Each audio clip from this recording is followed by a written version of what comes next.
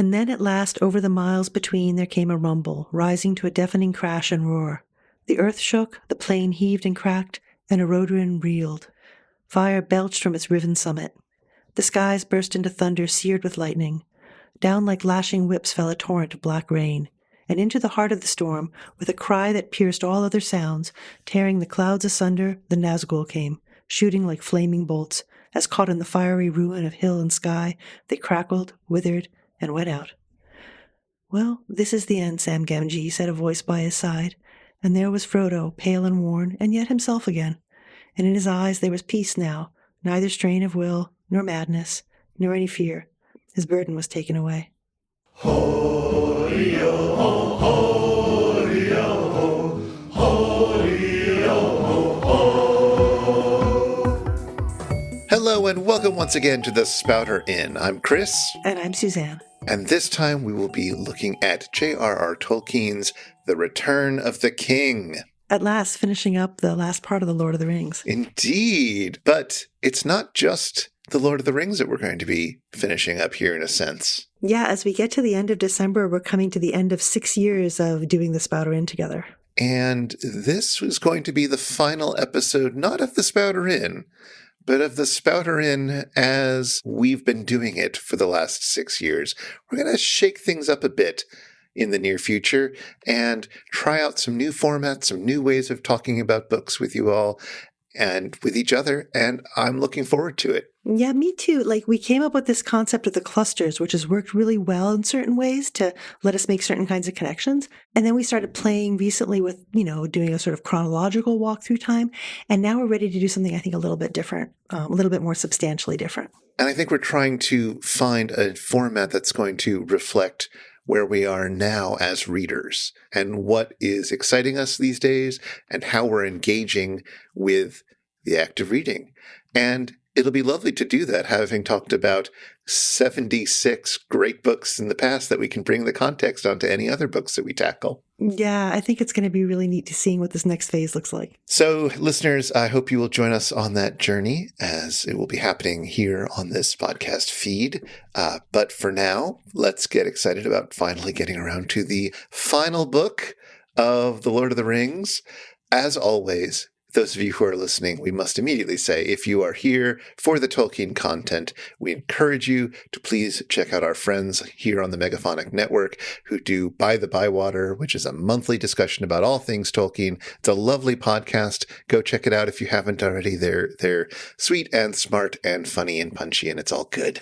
Mm-hmm. And they, really go through the whole textual corpus of Tolkien's world in this really, thoughtful, sensitive, like micro view, but also big view kind of way, which is awesome.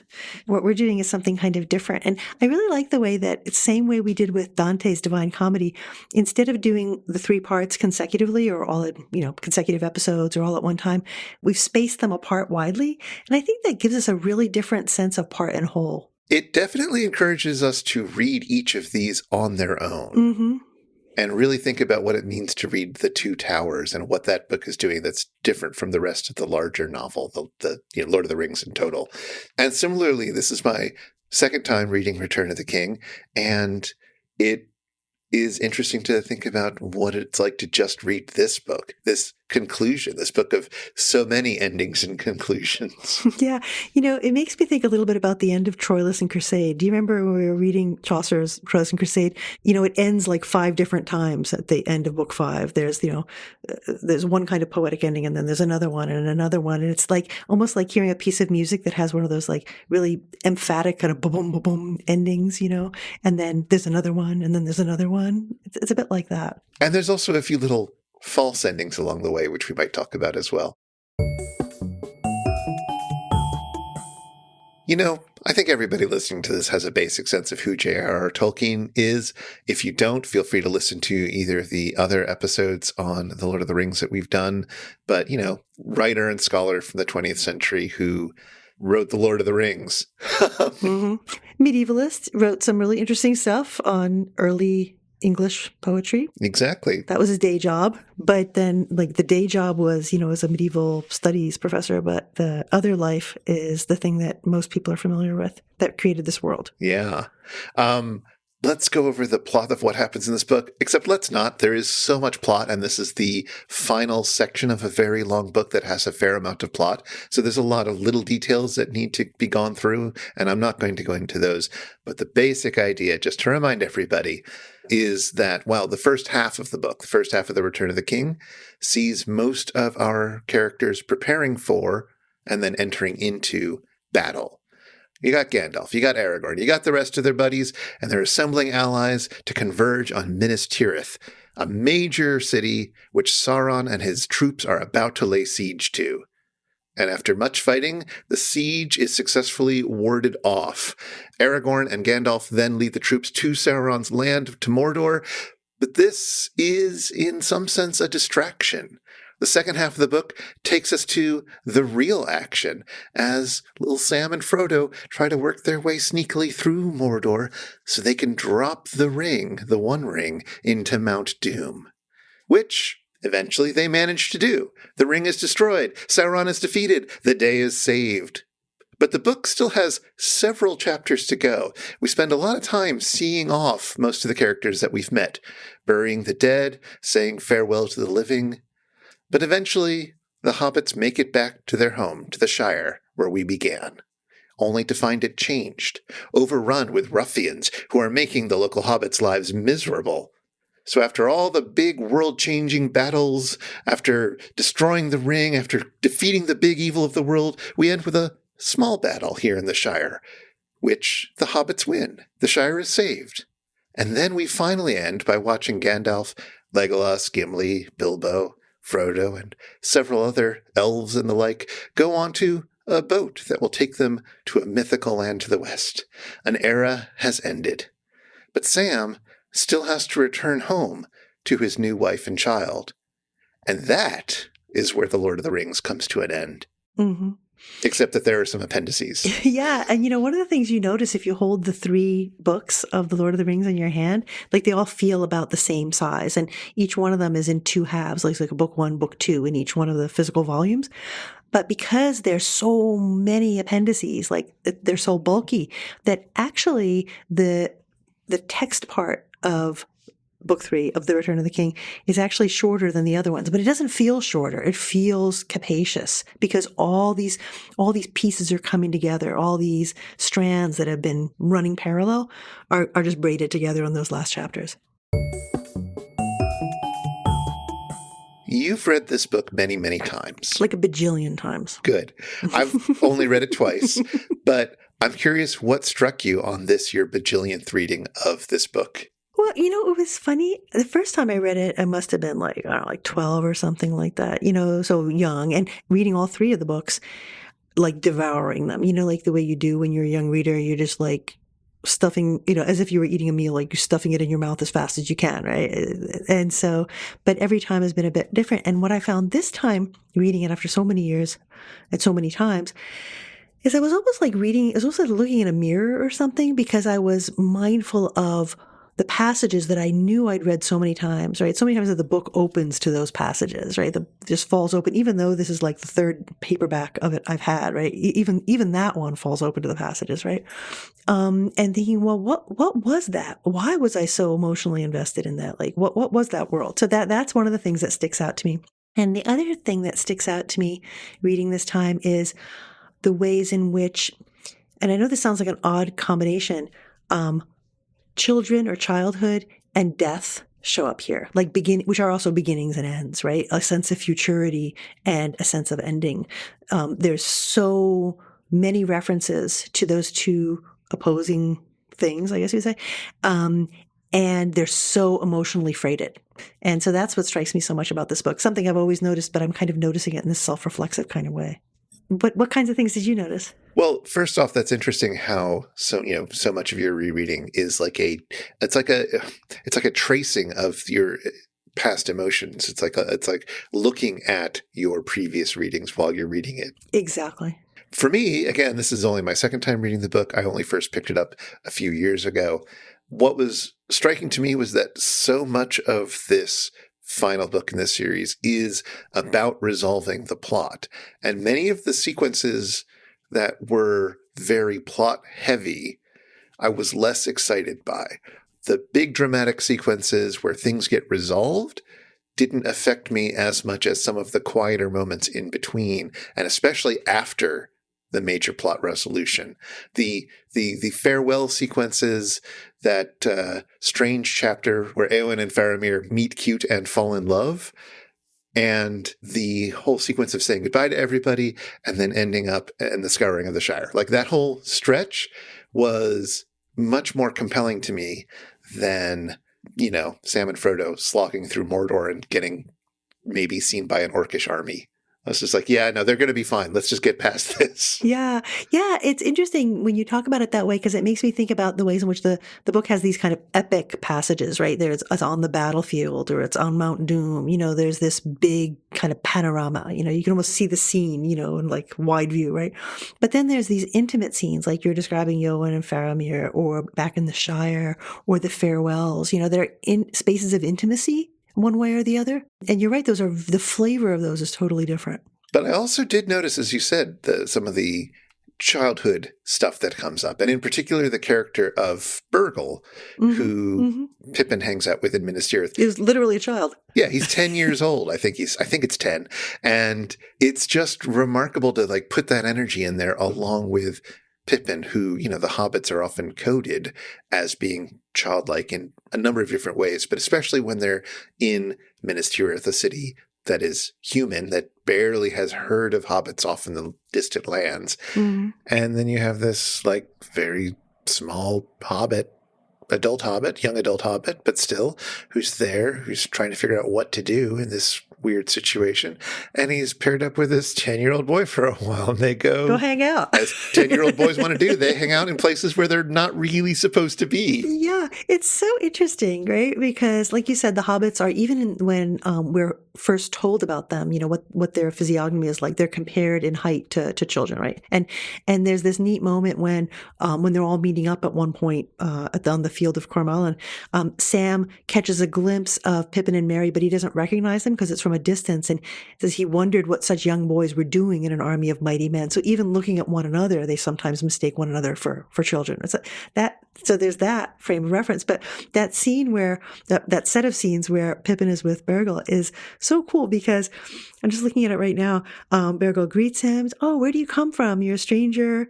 And Pippin says, yeah, I was a stranger, but they say I've become a man of Gondor. And oh, come, said the lad, then we're all men here. But how old are you? And what is your name? I'm 10 years old already, and I'll soon be 5 feet. I'm taller than you. What's your, and so they have this like kid conversation. And on the one hand, it's about sort of separating out Pippin from Burgle, like Pippin is grown up, right? And they talk about that. But then when they go out and explore the city, they're like besties. Burgle proved a good comrade, the best company Pippin had had since he parted from Merry, and soon they were laughing and talking gaily as they went about the streets, heedless of the many glances that men gave them. So there's this weird, I guess it's like almost like an oscillation between childhood type kinship and then the separation. Because there's also these moments where we see the hobbits as, I don't want to say not just mature, but as like almost at the other end of life from childhood. So when Burgle finds him after the battle and he's in bad shape, he's described as being weak and old. And so there's this strange kind of, I don't know, like hobbits feel so familiar and everyday, and that childhood hangout scene with Burgle really emphasizes that. But then there are these moments where they seem very alien. And I think the age thing kind of contributes to that. Yeah, I think also in that scene, Pippin is in the city trying to be useful as part of this battle situation. He's trying to figure out what his place is, but he doesn't really know his way around the city. He doesn't know anybody there. But he has also somehow become connected with Denethor, the steward of the city, and he's become like his personal servant. But also Denethor is busy and can't like give him tasks really at this point. So he's kind of lost and is trying to figure out what to do. And so he is in this weird limbo of, young adulthood, I suppose, where he's still very childish. He's still very playful in many ways, but he's also trying to take on adult responsibilities and isn't able to find a space for himself where he can do that effectively. And this is the sequence where he starts actually finding that place by the end of it. Yeah, that's a really neat way to put it. Where do you think is the turning point where he kind of enters into some kind of like active state of being? What do you think is that turning point? I don't know if I'm forgetting something obvious. I'm not sure what the turning point is other than the experiences that he has during the various battles that are going on. But what did strike me was that when they are going back home, Pippin and Merry have both gotten much taller because they've drunk water or liquid or something when they were with the Ents. Blah, blah, blah, blah, blah. But like they've done something that has caused them to grow significantly that strikes a lot of people as, oh, you guys are much bigger than you should have been. And when they finally arrive home and they have to partake in the scouring of the Shire, they are much more confident in what needs to be done, the adult things that need to be done to get rid of this overbearing large menace of outsiders, of ruffians, of men who have come in and tried to, boss around all these hobbits. They're like, oh no, we know what to do because we have seen things and we've done things and we are fully in possession of our power while still making a space for being silly little hobbits when they want to be. Yeah, no, you're absolutely right. I mean, when the scouring of the Shire chapters are happening and they're Pippin and Merry and Frodo and Sam are kind of getting everybody together to get rid of these ruffians. Merry's the one who has the kind of military tactics worked out. Like he's the one who's sort of directing, okay, we're going to do this and we're going to do this. And then Pippin goes off to where all the Tooks are, his sort of family, the region of the Shire where his family and connections are. And he says, I'm going to come back with an army of Tooks. And he does that, right? So like you said, they have this kind of physical height, but they also have this kind of martial maturity, I guess you could say, that shows up when they get back to the Shire. With Pippin, I feel like if there is a transitional kind of time for him, I think it's in that very kind of traumatic and weighty episode of Denethor's death. Because remember that Denethor immolates himself, but his goal is to immolate both himself and his son, Faramir. And Pippin tries to do what he can to help, but he can't dissuade Denethor from doing this, obviously. So he goes off to go get Gandalf. And he gets Gandalf at the very gates of the city. And Gandalf is planning to head off to the battlefield, where he would be vitally needed in this sort of showdown between the chief of the Ringwraiths, who's going to be in battle with Éowyn and Theoden and so on, right? And so Gandalf, who has this power of foresight, is really stressed when Pippin is trying to delay him. He's like, I gotta go. And Pippin's like, he tells him what's happening, and he says, he puts his hand on his knee, like importuning. He says, can't you help him? And Gandalf hesitates, but then he makes his decision. He picks up Pippin, he puts him on the saddle, and they go back and have this intervention. And he says, I must go because no other help can come to him. And so the reason I sort of narrate this whole scene is it looks really small. I mean, Pippin just like goes off as a kind of messenger, but it changes everything, because if Gandalf goes out to the battlefield, he's the one who's engaging the head of the Nazgûl instead of Éowyn, who is a woman, is therefore able to fulfill the prophecy as the only person who can bring down the Ringwraith. So like there's all these moving pieces, and Pippin acting is absolutely crucial to all of those things. So I feel like that's kind of for him also the moment of change. I mean, I assume it, right? It changes him as well as everything else around him. I think that makes a lot of sense because that is certainly a time when Pippin has to go above and beyond and use the powers that he has, right? His effective relationship with both Denethor and with Gandalf to make something happen, to prevent a disaster, even though people he trusts and thinks of as wiser than him in these sorts of things are telling him, no, we can't really do this. He has the self-possession to say, no, really, I think we do need to do this. Like, this is priority, actually. And he succeeds in, saving Faramir's life. And not just his, right? Like, everything else, I think, is also dependent on that in a certain way. Yeah, exactly. Although how much of that he realizes, I'm not as sure. But... Oh, yeah, no, I don't think I bet you're right. I think he's aware of it, but we can see it, right? Because we're outside the frame of the story and we can see the bigger picture. So that makes me think a bit about Denethor, who, because of the movie version, the Peter Jackson movie version. Which is so stupid. I'm not a big fan of it. But, the indelible image of Denethor is him just going to town on a tomato or whatever that was. I appreciate the movies, right? Okay.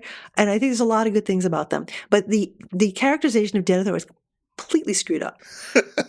I mean, not to, hold back at all here, but it really makes me sense because that's a really interesting character, like a very tragic character, very dark character. What do you think about Denethor? Well, I was, I guess, once again struck by Denethor's despair and his moment of wanting to have the ending come sooner than it's going to come, Mm-hmm. which is done because he's been corrupted a bit by Sauron. Like, that's the rationale behind why the steward would do this. But nevertheless, he despairs at the onslaught that's coming and his inability to meet the challenge. And there's a moment that I quite loved. So Gandalf says, "Where is your son Faramir?" "He lies within," said Denethor. "Burning, already burning. They have set a fire in his flesh. But soon all shall be burnt. The west has failed. It shall go up in a great fire, and all shall be ended. Ash, ash and smoke blown away on the wind." Mm.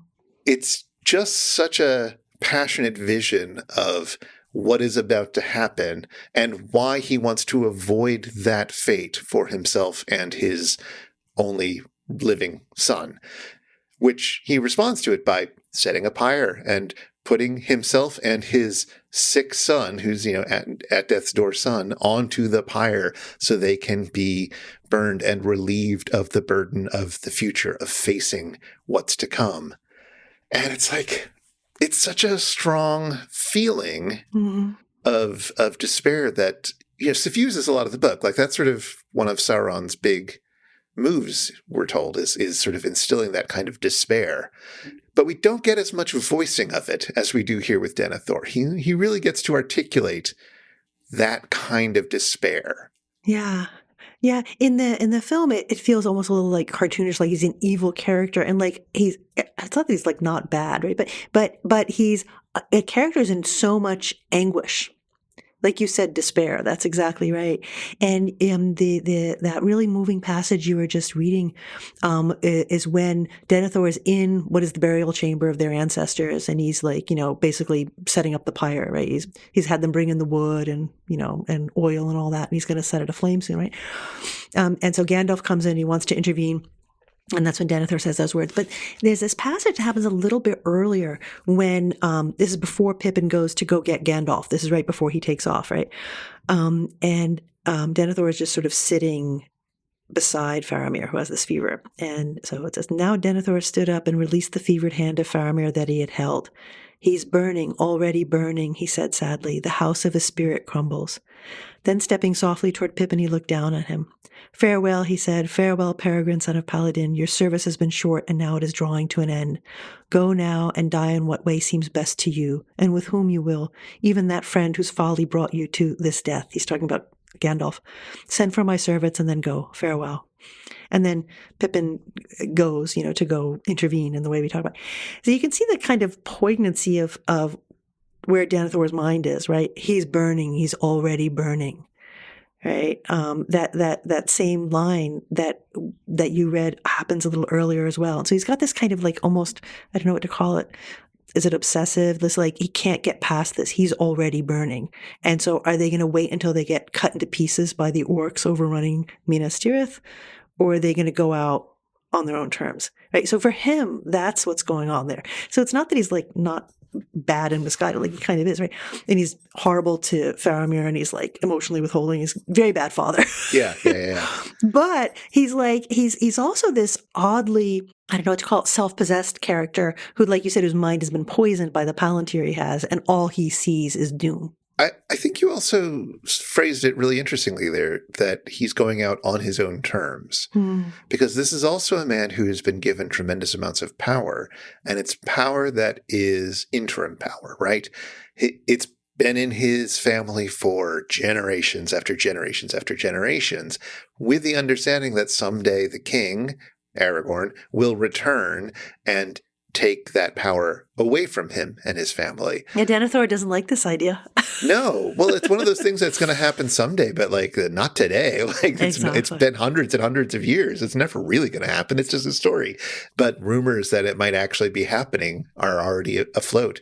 And Denethor has been trying to find out what exactly is going on with these rumors. And he knows his time is short in terms of being in power. And while we can wonder how addicted to power he is, either way, whether this battle is successful or unsuccessful, he will lose that control. That's right.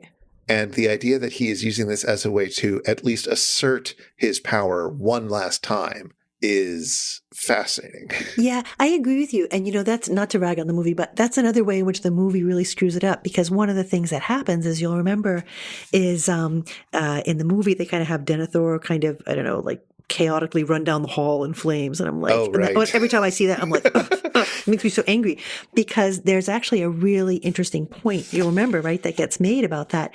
Denethor is, almost on the verge of changing his mind, right? He stood trembling, looking with longing on the face of his son, right? And Gandalf's like, come on, we're needed. There's much you can yet do. And then Denethor laughs and he pulls out the palantir from under his robe, and he has some last words with Gandalf, and then he snatches a torch from one of the servants and thrusts the brand amid the fuel, and at once it crackled and roared into flame. Then Denethor leaped upon the table, and standing there, wreathed in fire and smoke, he took up the staff of his stewardship that lay at his feet and broke it on his knee. Casting the pieces into the blaze, he bowed and laid himself on the table, clasping the palantir with both hands upon his breast. And it was said that ever after, if any man looked in that stone, unless he had a great strength of will to turn it to other purpose, he saw only two aged hands withering in flame. Yeah. Whoa, God, it's such a scene, man. Wow. Anyway, and that's so that's just what you were saying. Like, power is, I think, the thing he can kind of hold on to, right? And he doesn't have any resources beyond that. And it's one of these endings, right? It's his ending, right? And Denethor imagines it as this is just the front line of everyone's end, is what he's imagining, right? But then the text is going to go on to give this whole variety of endings. Yeah, so we go through the first half of the book 5 of The Lord of the Rings in total, and it's setting up the battle. And how do you end that kind of section when you're not going to have the end of the battle occur there, because you need to deal with putting the ring into the volcano and all that? So cliffhangery. So it ends with, the eagles are coming, the eagles are coming. Yeah. Which is such a strange moment. There's not a lot of explanation for what that is referring to beforehand. And it doesn't seem to actually resolve the war. I mean, they've been waiting for more allies to show up, and I guess the eagles are an exciting ally to show up, but it hits weird. Yeah, you got no idea what's going on. Yeah. And then Tolkien sort of forces the issue. So the eagles are coming, the eagles are coming. For one moment more, Pippin's thought hovered. Bilbo, it said. But no, that came in his tale long, long ago. This is my tale, and it is ended now. Goodbye. And his thought fled far away, and his eyes saw no more. And that is how this half of the book ends. Yeah, book 5, right? Book 5, yeah. Isn't that wild? What is that? What is this fake out ending going on It's here? so cool because it's an ending that thrusts us back into the sort of pre-beginning of the Hobbit story. Sure. Which is so time-wise, there's this crazy thing happening here as Pippin is trying to make sense of what's going on. But actually, as we'll find out when we keep going on into book 6, it's the eagles that are coming to pick up Sam and Frodo in Mordor. Yes. But I do like that Tolkien has Pippin think that his own tale, that Pippin's tale, is ended now, as a way of having some moment of ending closure to this section before we go on. Yeah, absolutely. Very strange move, but okay, sure. I'm not saying it doesn't work. I'm just saying it's a little weird. And then we go back to books. It's meanwhile, back in Mordor, right? And then we're back in Cirith Ungol, with Frodo and Sam and that whole story. We go back to kind of pick up those threads. And I think the first time I read it, I didn't realize that we'd only get 3 chapters before the ring would be destroyed. Yeah, it's pretty tight. It happens relatively quickly, although I'm glad there's not much more of it. It's not the most exciting part of the book. Yeah, because we've had so many nuances in the Two Towers of their journey. You know what I mean? It's kind of flat once you get into Mordor itself, right? There's some absolutely lovely moments between Sam and Frodo. While Frodo's body continues to give out as he's getting closer and closer, and Sam says, well, I can't carry the ring, but I can carry you, and that kind of moment. And it's very sweet. All those moments are great. Gollum makes an appearance at the end. They sort of know he's on his way, and then he's there. And then, of course, the big ending where it turns out Gollum is the hero who will actually be plunging the ring into the lava and destroying it. Well, in a way, Bilbo is the hero, kind of, right? Because he didn't kill Bilbo. Bilbo, because he didn't kill Gollum when he had the chance, right? And that's what lets Gollum be there at the end. Oh, right? sure. You know what I mean? Like it's like this strange set of circumstances where things that happened long ago are necessary for us to have the scenario unfold the way it unfolds now. Exactly. So Gollum is like the unwilling hero. And so the ring is destroyed, and Frodo says, I'm glad you're here with me, here at the end of all things, Sam. And it's very sweet. But there's more to come. So. Yeah, and sweet and like also like sad, right? Because their expectation is they're doomed. Like they've done the thing. They're like was a suicide mission. Like they've done what they had to do. Oh yeah, there's a very sweet moment and sad moment when, in order to lighten their load so they can make it to the end of the journey, they leave behind everything that they don't need anymore. Yeah, like food and stuff, right? And yeah. Sam's cooking equipment is thrown into a deep ravine. Yeah. And he's so sad about giving up his beloved cookware. Mm-hmm, It's like, oh, that is a dedication. They don't expect to need to eat again, right? I mean, that's what it's saying, right? That's also true, yeah. But the eagles do show up and take them away. So we will get some more of them after all. And then, of course, because Sauron is destroyed in that moment, we also then get to have the proper ending on the battlefield. Which is simultaneous. Like, I mean, it happens like, I don't know, like 20 pages later or so, but it's in the narrative, it's the same moment, right? Right. But then we get a chapter which takes place much earlier, in which Éowyn, who's healing from getting wounded on the battlefield, along with Faramir, they're both sort of in the same hospital, basically, and they fall in love, and Éowyn gives up her ambitions of being a great warrior, of being a shield maiden, and says, I will be a shield maiden no longer, nor vie with the great riders, nor take joy only in the songs of slaying. I will be a healer and love all things that grow and are not barren. What do you think about that? I hate it. I hate all of it. I know. I hate all of it too. Like I love so much about this book, and I even love that section, that chapter, the steward and the king. But like that part, I'm like, geez, really? I mean, I guess. But there's a lot of lovely little moments in that chapter, and it is an interesting decision to sort of change the vibe up from the battlefield and the arduous trek up to Mount Doom to like this little tender moment of two people who are in recovery. And that is like a lovely breather and a lovely little moment of just seeing another scene of what's going on in all of this and another perspective on all of this. And yet Éowyn, who is no man, who is able to slay the leader of the Nazgûl and so forth, is reduced to being like, Oh, I know. That was silly. I'm just going to be a healer now.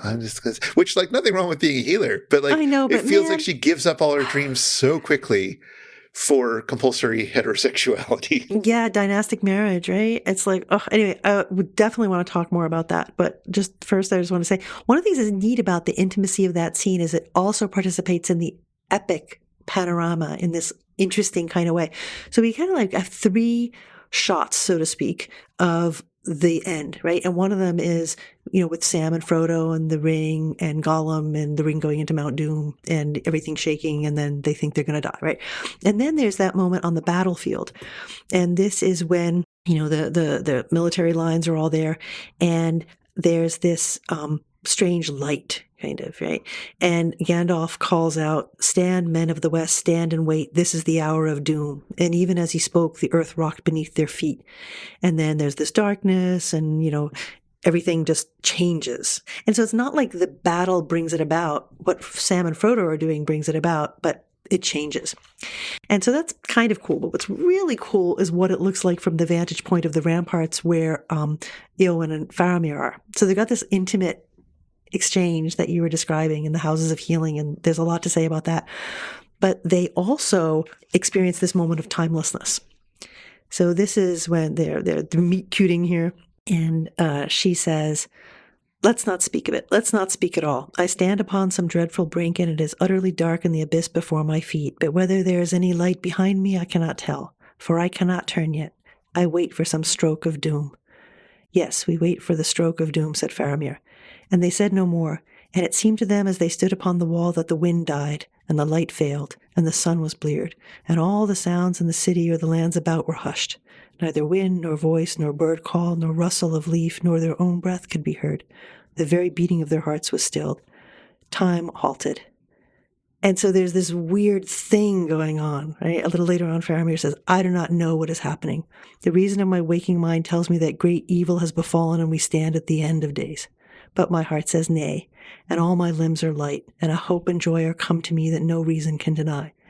Now for them, that's an intimate moment, right? But it's also the kind of part of the epic moment, where time stops. And it's not just them, it's for everybody. So I think that's very cool. Yeah, no, it's a fantastic moment. And like I was saying, it's one of the many lovely little moments in this chapter, despite that really unpleasant moment. Oh, well. I know.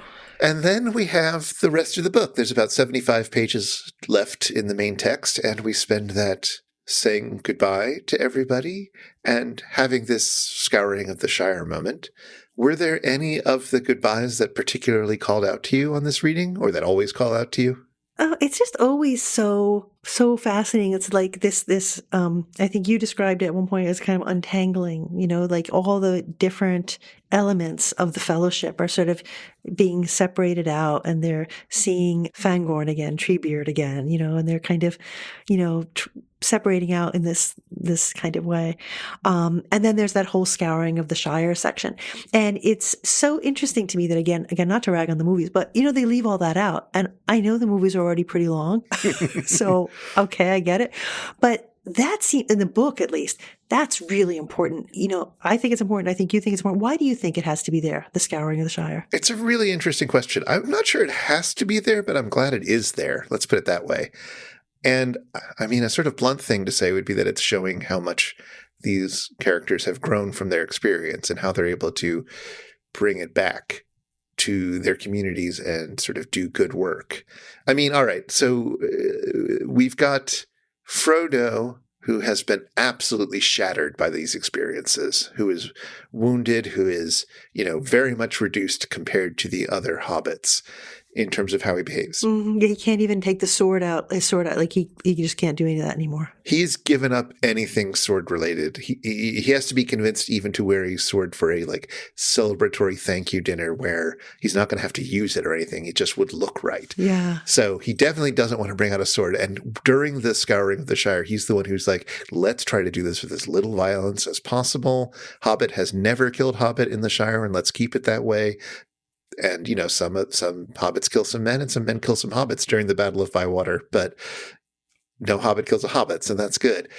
So you see how much the trauma of war has affected him, and then you see Merry and Pippin, who are sort of flourishing in this, that they are able to take charge and do good things in their community because they've learned how to be assertive and how to organize people and how to make things happen. So that, they've grown up in that sense that they are more capable now than when they left. Mm-hmm. And Sam sort of falls in between those two, it feels like he is more capable. He's definitely more assertive. He's throwing his weight around a bit more, but he's also got a much more sort of tender side. He's the one who takes on restoring the land and the earth. He's been given tools by the elves that will allow trees to grow again. Well, he's a gardener, right? He's a gardener, and his gardening takes on an even more profound meaning now through this. So, we get to see the effects of war, both in terms of how the things that have been happening far away are affecting the local Shire, and also how it's affected the people who are going through. It gives us a bit more of a sense of what was all of this about for our characters, which has been a lot of what the partings have been. Yeah. Yeah, I know. I think I agree with all of that. It really brings it home, the local cost of war. And I remember from the very first time I read the book, I remember being startled because, you see how things have gotten corrupt back in the Shire. You hear about this Sharky, this person who's kind of running things. And then you find out, spoiler alert, it's Saruman. And I'm like, I remember the first time I read it going, holy cow. It's like that this big scale badness has found a place back at home. That it's almost infected back at home. And that was, I remember finding that really startling and kind of horrifying. I guess that badness that's usually you think out there in the world can also be right there at home. Yeah, exactly. And also this time around reading it, it really just struck me how immediately our hobbits are like, no, you're going to put a gate up. You're going to refuse a sentry. No, this is not happening. It's so satisfying. It's so satisfying, but it's also just not quite what they would have been like at the beginning of this tale, right? Oh, no. Yeah. No, that's absolutely right. And like you, I love the way that Sam is a kind of a healer, in that gardening role. One of my favorite parts of the book is when he recalls, and then Frodo's like, oh, I was wondering what you'd remember, the little wooden box that Galadriel had given him that has dust from Lothlorien in it and a seed. And he's trying to figure out what to do with it. Frodo says, well, use all your skill, that you have, use your talents as a gardener, and this will probably make it stronger. And so he goes up and down the Shire, planting young trees, planting saplings, and putting a grain of the precious dust at the root of each one of them. And then the little seed nut he plants in the place of the party tree, which we'll remember from the very beginning of the Fellowship of the Ring, which had been cut down and destroyed. He plants the little seed there, and that becomes a Malorn tree, the only one that's, so far west from Gondor and east of, beyond the sea. So it's like this wonderful sense of renewal. I don't know, I still find that part really beautiful. It was really lovely. I think I appreciated it much more this reading than I did the first time I read it.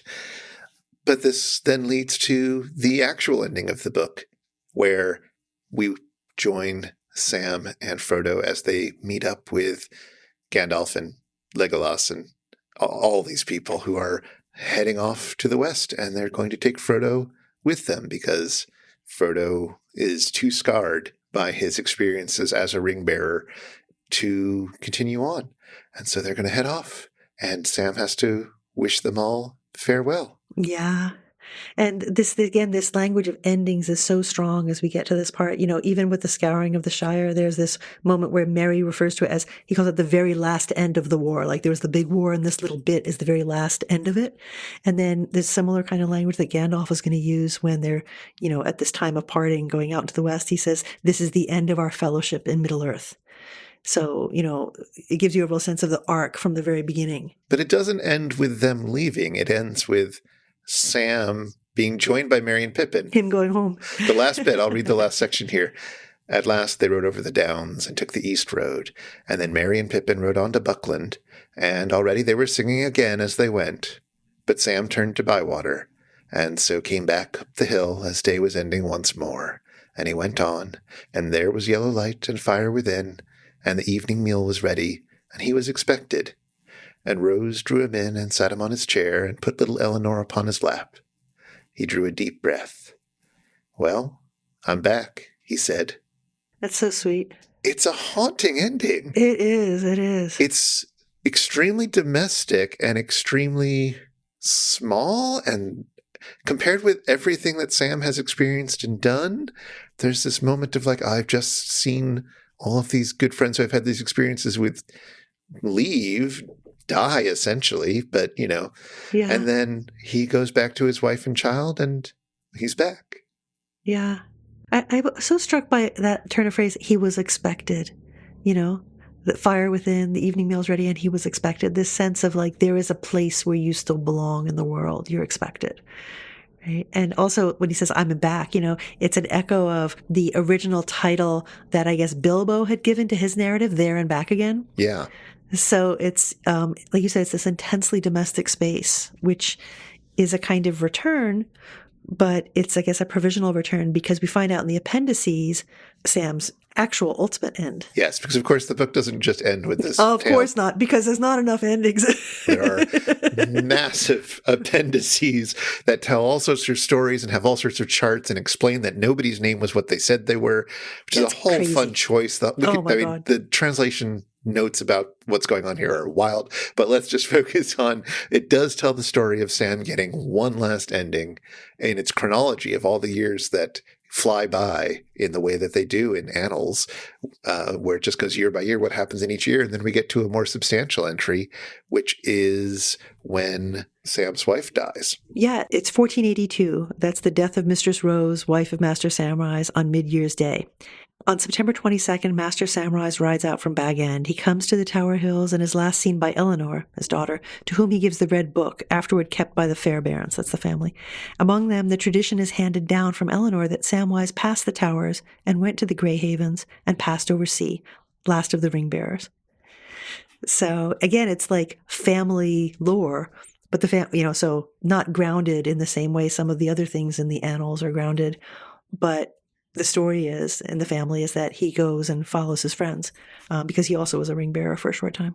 So he's put in this really interesting position, right, where he has both that aspect of being a ring bearer, one of the major players of this story, but also somebody who is so fundamentally domestic that his story has to be carried through his having a wife and a child and a family and looking over his garden and his town and this is all part of who he is and who he's going to have to be. Yeah, I guess it's like kind of like he belongs in two places, right? He belongs in this domestic space with his family, but he also belongs with Frodo. Yeah.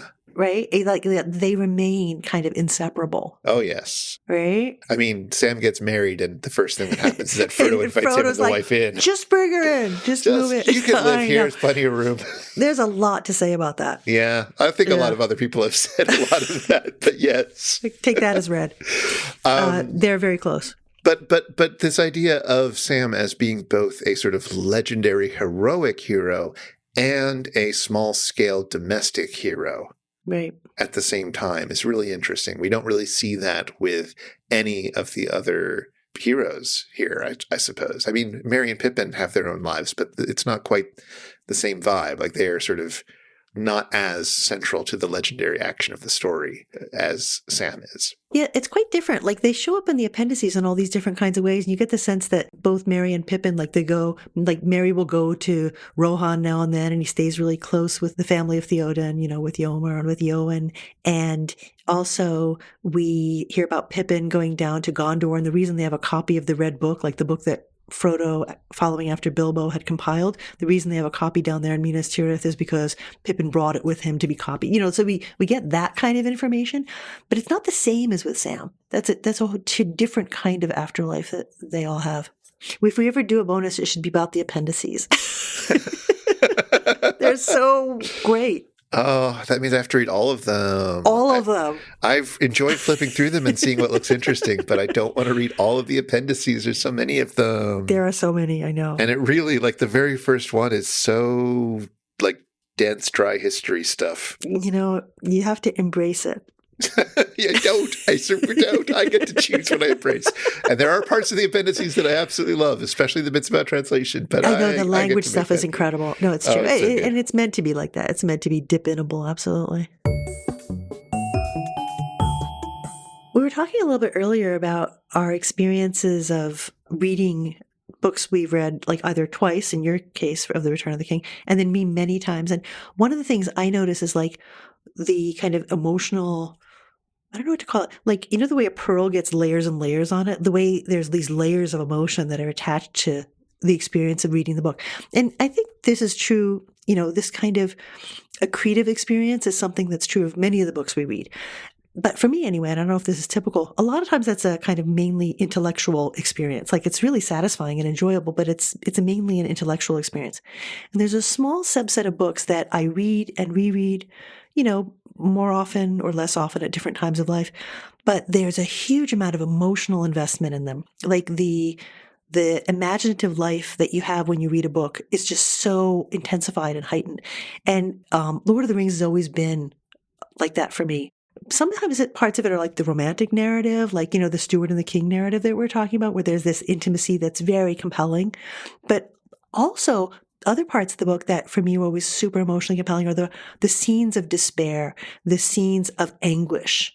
For some reason, those are like just so compelling. And at different times in life, I've returned to them over and over and over again. And I'm like, it's weird. That's weird. And I like it kind of, I'm old enough that I no longer am ashamed. And I just sort of, but it's the kind of affective investment that, at least for a long time, and I think other people might be like this, perceived as kind of like embarrassing. Like you don't really talk about that you have so much emotional investment in these imaginative worlds.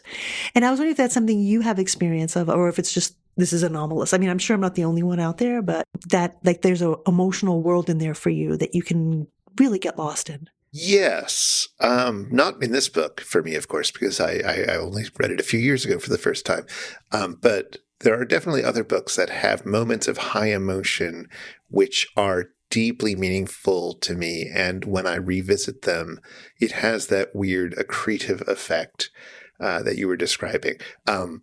The big one that immediately comes to mind is a book that we have talked about in the past, Harriet the Spy. Yeah, yeah. When Harriet is in the pit of her despair, when she's lying on her bed and the world hates her. Yeah. And everything seems ruined. That was such a meaningful moment to me when I first read it as a child, in ways that I didn't even recognize then, let's say. That it wasn't until I reread it when I was older that I realized how affected I had been by it when I read it then, and how much it has resonated, and how much I've carried those scenes with me going into the future. So yes, I've experienced that a lot. That's so interesting because it makes me think that, I mean, I don't mean to overstate it, but these are experiences that kind of help to constitute our subjectivity. Like, it's like almost like a cliche, right? That like we only have a sense of self. We're actually like, we're really different at different times in life, but our sense of self comes from our memory. But also I think it comes from stuff like this, where we can go back to this particular book, whatever it is, and find ourself there again and again and again. And it's almost like a recalibration or a check-in that like, I am still that person. I am still that person. And I wonder if that's part of where the emotional, like the affective power comes from, is that these are like you find yourself in them again because you left yourself there last time almost. It's weird. Or you see pieces of yourself. I think I talked about this with Harriet the Spy again, but like recognizing what I could describe as like pathways of thought, of channels where the river of thought and emotion have made themselves pathways in my own psyche, let's say, and see them and recognize them, and then be able to understand them better now that I'm older and rereading from an analytical point of view and say, oh, that's where that comes from. That's what that's doing in this text. And now that I recognize it there, I might have a better sense of how it's working in me, or, what it's resonating with, or how that has played out over the years. Yeah, this is something we've talked about off and on, in our reading, is like the ways in which, we read a book and it's taking us into this other space, this place we haven't been before. And there's this sense of surprise and curiosity and so on. But sometimes what you're finding there is this intensely private, intensely personal quality, or even like the self. So it's strange that in some of the books we've read, you find both of these extremes, this like taking you to somewhere completely different, and also this taking you to somewhere completely inside. It makes me think back to our history of reading, like reading together.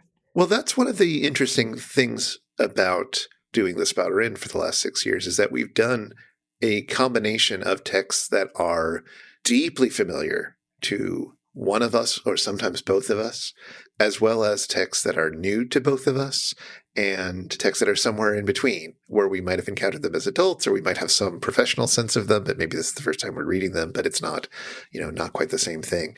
And it's been interesting exploring those different modes of reading in our relationship to sort of how primal they are to our beings, if you know what I mean. Yeah. Like we've made these choices where we've always been reading like quote unquote great books, which we understood in two senses, or at least two senses. One is that like, canonical books that have been read a lot over time. So the very first book we did together was Homer's Iliad, right? So we're kind of doing touchstones, books that have been responded to many times over the years. And, we can think about great books in that sense. But we were also choosing great books in the sense that we're like, wow, one of us or both of us were like, wow, this is a really interesting book. And also we were thinking about, how do books fit together? How do they make kind of, constellations, right? And how can we configure and reconfigure those constellations in interesting ways?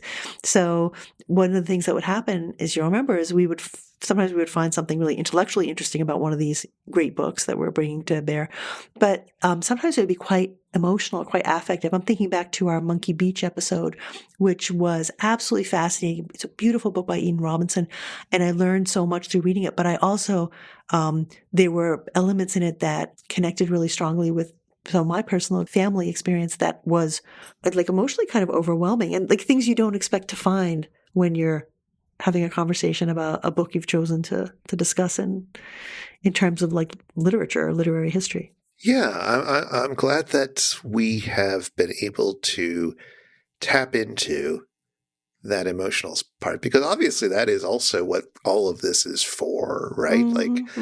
It's ridiculous to think of books becoming, in the literary canon, becoming added to that if people aren't having effective relationships with them.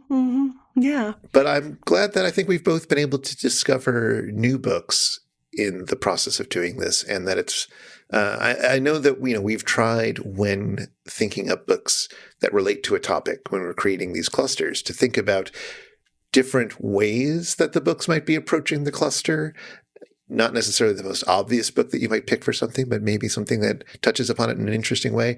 And then also thinking about, trying to bring in a relatively broad and diverse group of temporal and cultural authors, just widening our reading habits, sometimes introducing ourselves to new ideas and new writers, and putting people who may not normally get discussed in the same sentence together in a cluster, which has been, I think, very fruitful for us over the years. Absolutely. And even sometimes putting a book that you might expect us to cover in a cluster in a kind of unexpected way. Like, I think my favorite example is when we did Virgil's Aeneid, but we did it in a cluster on sports. Yeah, that was so fun.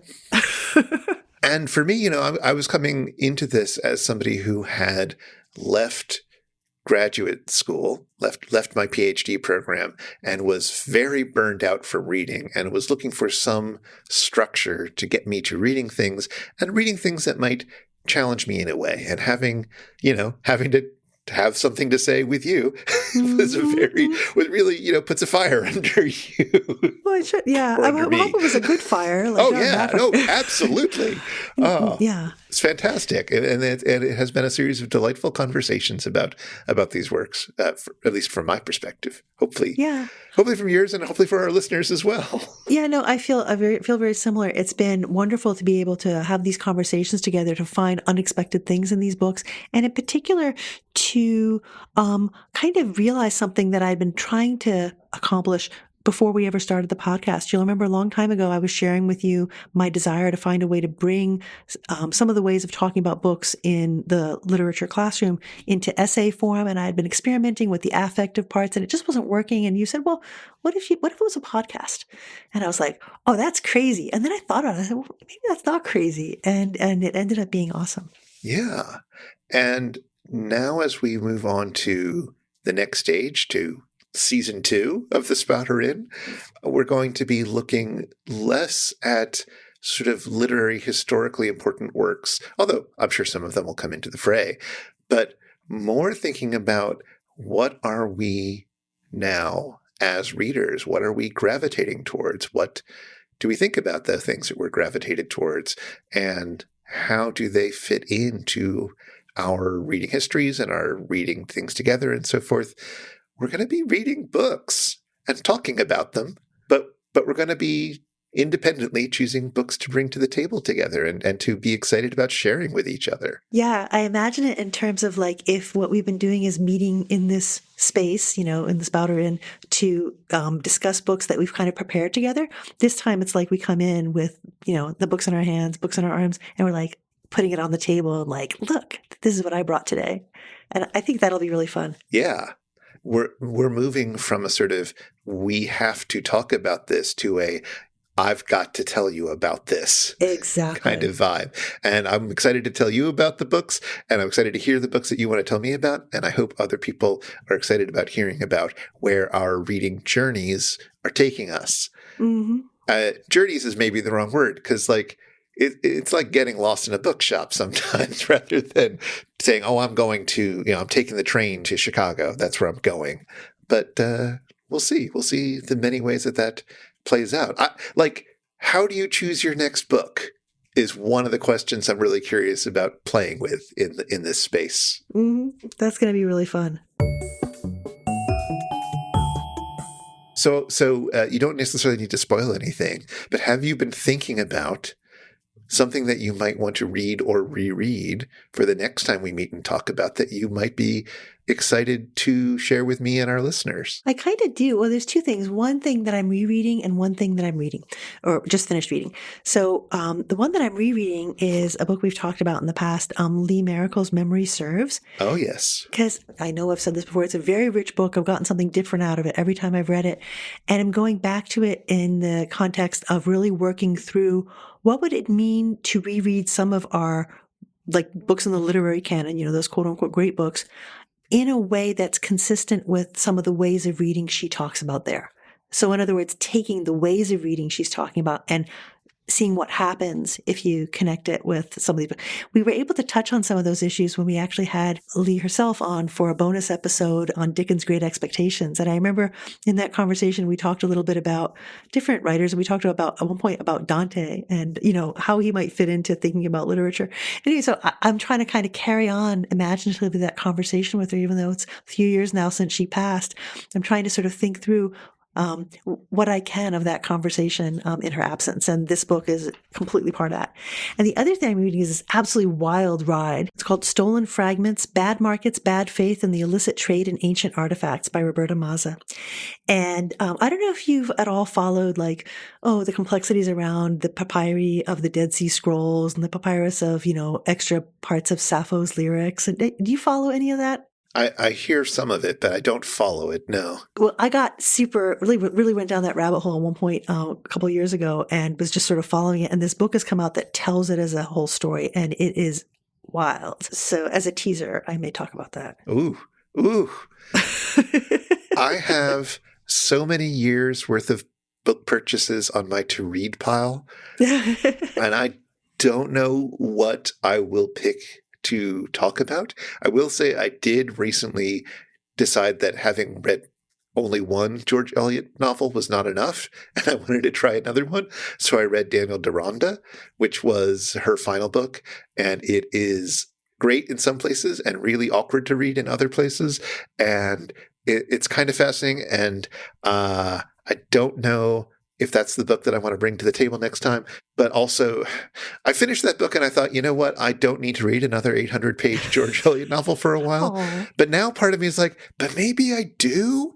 I don't know. I can't imagine I'm going to get through Romola over the holidays, but we'll see. I'll be curious to hear what you think about Daniel Deronda. I never read the whole thing, but I read some parts of it years ago. So I'd actually be really curious to hear your impressions. Well, even if that's not the book I bring to the table, we might still end up talking about it a little bit. So that is the sort of thing that we are thinking about going forward, and I hope you will find that exciting. But you'll find out what books we've chosen and what else we end up talking about when we return next time. Otherwise, this has been a fabulous 6 years, and I hope we have lots of more adventures in reading in the years to come. Me too. All right, listeners, if you'd like to get in touch with us, you can always email us at spouter@megaphonic.fm, or we're now on Blue Sky at thespouter-inn.bsky.social. Just search for the Spouter-Inn. Either way, we'd love to hear from you. This show is made possible by people like you supporting us on Patreon, and you Patreons get to hang out with us in a friendly Discord where we can chat about books and all sorts of things. Find out more at patreon.com/megaphonic. Show notes with links for anything we've mentioned in this episode will be at megaphonic.fm/spouter/76. And the Spouter-Inn is one of the fancy little podcasts over at Megaphonic FM. So until next time.